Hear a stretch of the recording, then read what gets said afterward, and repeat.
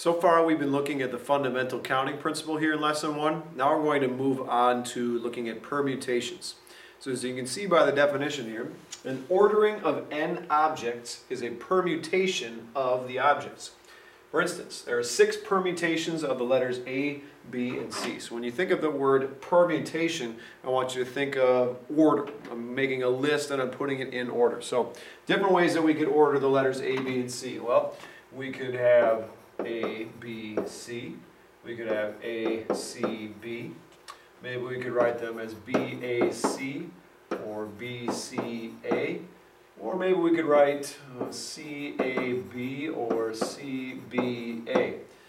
Now, I would challenge you to try to find a different way to order those 3 letters, and I'm confident that you won't be able to, because that's the only 6 ways in which you could put them in order. Now, I want you to think about something. If we go back to what we were doing in the last video, we were looking at the fundamental counting principle.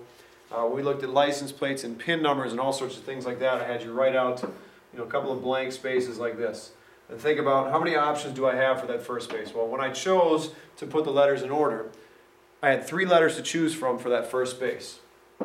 Either A, B, or C. And then for the second letter, I only had 2 options because I used either A or B or C, so then I was left to just the other 2. And then for that third letter, well, 2 were gone, I only had 1 left to use, so I put a 1 right here.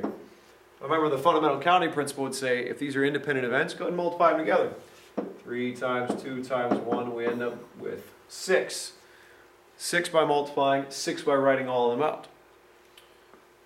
Now, the expression that I wrote there, 3 times 2 times 1, can also be written as 3 with an exclamation point. We would say that as 3 factorial. Now that symbol, exclamation point symbol, is the factorial symbol.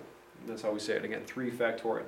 Now in general, n factorial is defined where n is a positive integer as follows. N factorial is equal to n, that number, times 1 less than that number, times 2 less than that number, times all the way down until you get to 3 times 2 times 1 at the very end.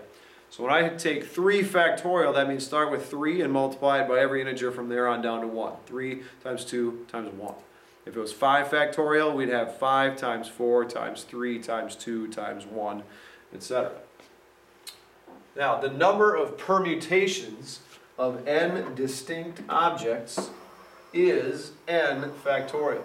So the number of permutations of 3 objects like this is equal to 3 factorial. Now, keeping that in mind, let's take a look at the next example down below. We've got 10 teams competing in the final round of the Olympic 4-person bobsledding competition. In how many different ways can the bobsledding teams finish the competition, assuming that there are no ties? Well, this is a permutation. We are putting them in order from 1st through 10th. So again, we could think of this in terms of what we were doing before, 10th, 1st, 2nd, 3rd, 4th, etc., multiply them all together. But from what we just figured out, I think it'd be faster to simply take 10 factorial.